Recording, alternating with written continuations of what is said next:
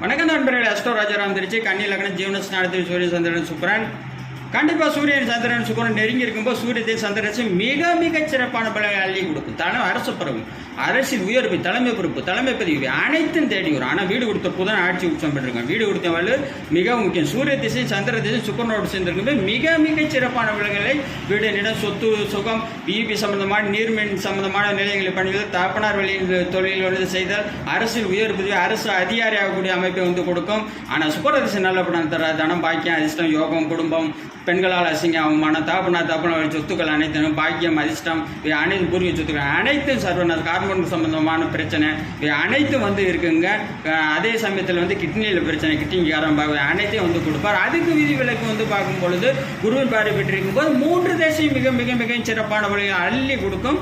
2026 சட்டசபை தேர்தல் முதல்வர் யூடியூப்ல தமிழ் அஸ்ட்ரோ வீடியோ 2020 விதிமை